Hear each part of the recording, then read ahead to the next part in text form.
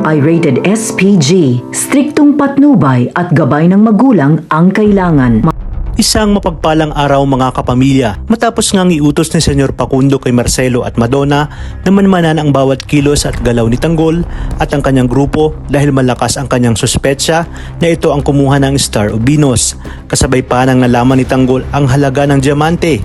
Dito nga mas lalong pinanindigan ni Tanggol na hindi niya alam kung saan napunta ang mga diamante.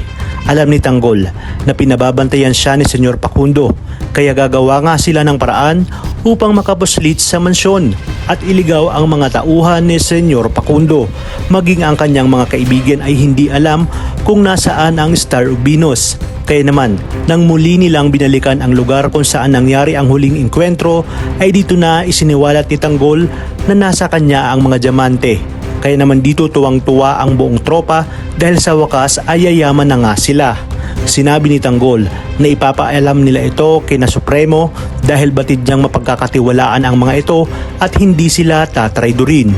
Hanggang sa masundan na nga sila ni Madonna at ikinagulat nito nang makita niyang hawak ni Tanggol ang Star of Venus. Buong akala niya nga kasi ay talagang hindi alam ni Tanggol kung nasaan ito. Hindi niya nga alam ang kanyang gagawin lalo pat malaki na rin ang utang na loob niya kay Tanggol. Naninimbang siya kung sasabihin niya ba ito kay Senyor Facundo o pagtatakpan niya si Tanggol. Kung kaya't sinabi niya kay Tanggol na magpakalayo-layo na ang mga ito. Nagtaka naman si Tanggol kung bakit ito ginagawa ni Madonna.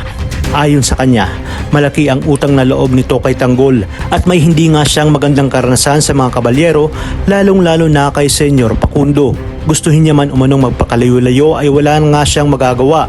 Dito rin napag-alaman ni Tanggol na anak pala ni Senyor Facundo si Pablo Caballero kung saan siya nga ang pumaslang dito. Sinabi ni Tanggol kay Madonna na hindi na ito kailangan magtiis at handa umano siyang tanggapin ito sa kanilang grupo. Kaya panahon na umano para pumalas ito sa mga kabalyero. Hindi nga rin alam ni Madonna na pati pala siya ay pinamamanmanan ni Senyor Facundo. Kaya naman agad na tumawag ang mga tauhan ni Senyor Facundo at sinabi na nakita nila na hawak ni Tanggol ang Star of Venus at kasabot nito si Madonna.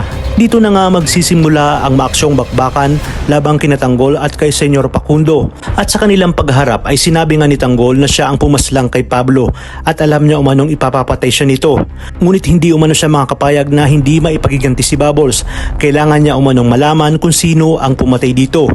Ito na nga kaya ang magiging katapusan ni Senyor at pati ang grupo nga ni Marcelo ay mapipilitang umanib kay Tanggol.